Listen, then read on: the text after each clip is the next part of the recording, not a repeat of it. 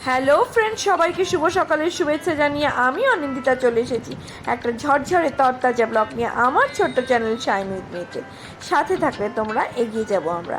আজকে রবিবার, সকালবেলা ঘুম থেকে উঠে একটু ব্রেকফাস্ট করে তারপর চলে এসেছি সোজা রান্নায়। একটুখানি কম তেল মশলা দিয়ে ঢ্যাঁড়সের তরকারি করব। আসলে মোমের শরীরটা খারাপ বলে আপনারা জানেন যে খুব একটা তেল মশলা ওকে দিই না, তাই একটুখানি হালকা পাতলা করে ঢ্যাঁড়সের তরকারি বসিয়ে দিয়েছি। আজ এত গরম, রান্নাঘরে প্রচণ্ড কষ্ট হচ্ছে। রোজ রোজ রান্না করতে যদি আমার একদম ভালো লাগে না, তবু আর কি, ওই খেতে আমরা ভীষণ ভালোবাসি, তাই খেতেই হয়। ঢ্যাঁড়সের তরকারিটা ওইদিকে হোক, আমি এইদিকে বসিয়ে দিয়েছি একটু পেঁপে আলু দিয়ে চিংড়ি মাছ দিয়ে তরকারি। ডেঙ্গু হওয়ার পর থেকে না মোমকে আমি রোজ পেঁপের কিছু না কিছু দিই, তো ওই রোজ পেঁপের ঝোল পেঁপে সিদ্ধ খেতে খেতে ওর আর ভালো লাগে না, তাই মাঝে মাঝে একটু চিংড়ি মাছ দিয়ে দিলে যাই তরকারি দিই না কেন সেটা ও একদম খুব ভালোবেসে খেয়ে নেয়। তাই একটু বেশি রিচ করব না, ওই হালকা করেই একটু পেঁপের তরকারি এদিকে বসিয়ে দিয়েছে। এদিকে রাজ্যের কাজ জানেনই, কাল থেকে বিশ্বকর্মা পুজো, তাই হেল্পিং হ্যান্ডরা সব ছুটি নিয়েছে। পেঁপের তরকারি এক কোনো রকমের সাতলে ওইদিকে দিয়ে এইদিকে একটু মাছের মাথা কদিন ধরে রয়েছিল, একটু মাছের মাথা মাছের তেল দিয়ে ওই একটা চচ্চড়ি মতো বসিয়ে দিয়েছি। রবিবার তো আমাদের সারা সপ্তাহের মাছ আসে, তাই আগের সপ্তাহের মাছগুলো যদি সব শেষ না করে ফেলি তাহলে ফ্রিজে রাখতে বড্ড অসুবিধা হয়। আর এই মাছের মাথা তেল দিয়ে চচ্চড়িটা খেতে আমারও বেশ ভালো লাগে। এইগুলো করে নিয়ে না আপনাদের একটা জিনিস দেখাবো। ব্যাস, জল দিয়ে দিয়েছি, ও নিজের মতো ফুটতে থাক, হয়েও এসছে। একটু গরম মশলা ছড়িয়ে নামিয়ে নিয়েছি। এদিকে মাছের ঝোলটা করলেই আমার আজকের মতো রান্না শেষ হয়ে যাবে। আমার এক বন্ধু না এই মাছের ঝোলটা শিখিয়েছিল। একটু পাঁচফোড়ন আর একটু টমেটো বেশি করে দিয়ে আর কাঁচা লঙ্কা ছড়িয়ে ঝোলটা দিয়ে দিলেই না মাছটা খেতে খুব টেস্ট হয়। একই রকম রান্না তো রোজ রোজ ভালো লাগে না। ওর কাছ থেকে এই রান্নাটা শোনার পর আমি করি। মোমো খুব ভালোবাসে। যাক গিয়ে আপনাদের বলছিলাম না একটা জিনিস দেখাবো। এই দেখুন, একটা অর্ডার করেছিলাম শাড়ি, বেশ জানেন দুদিনের মধ্যেই চলে এসেছে। দেখুন শাড়িটা, এইটা না আমার শাশুড়ি মা আমাদের পুজোয় শাড়ি কেনার জন্য, জামা কাপড় কেনার জন্য পয়সা দিয়েছিল, সেইটা দিয়ে কিনেছি।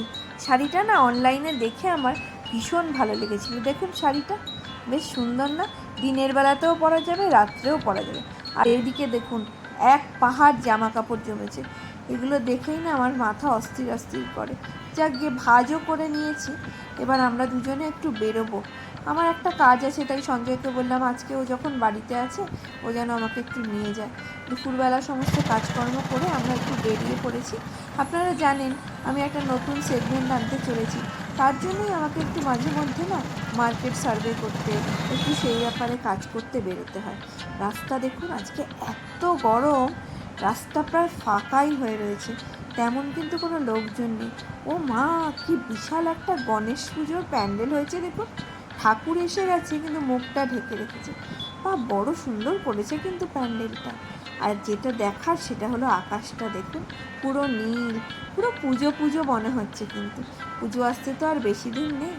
কিন্তু আজকে বাইরে প্রচণ্ড গরম আর অস্বস্তি। যাই হোক, বাড়ি ফিরে সন্ধেবেলা চলে এসেছি ক্লাবে। আমাদের ক্লাবে না এবছর আমরা প্রথম গণেশ পুজো করব। এই যে গণেশ ঠাকুর চলে এসছে আর আমাদের সব সদস্যরা বসে আছে।